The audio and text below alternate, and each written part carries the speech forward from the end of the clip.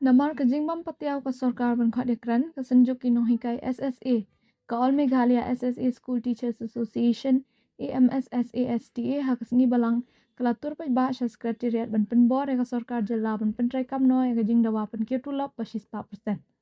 Kani ke synjuk ki Nonghikai SSA kala pynlong ke jingiashong kyllain mungor ba khlem pot ha Malki ke balajam mynta ha ke sngi ke ba khyndai. Nonghikai SSA kyllain nama dan Malki penyatur paidbah Secretariat Hendrai ki board district bat ki pulit kila bat noi ki hajan ke State Central Library bat hadin kila syak tangi ki nong yalam bandung Secretariat.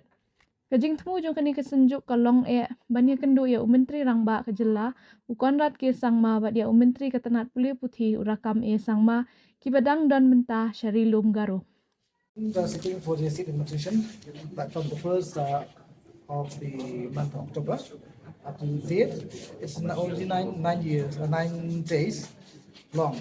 So today, when we had a meeting with all the teachers who have come and participated in the seat administration, our teachers they have decided that we have to, for the government, we have to visit again the Secretariat, the Education Minister, and at the same time the CM.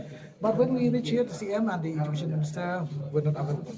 So we have met the spokesperson of the government of Meghalaya, Paul, and we have discussed with him, and he told us that yes, the government has prepared, and regarding the presence of the Education Minister, he said that in the sake of the Education Minister, he said that the Education Minister has already submitted a first representation to the Chief Minister.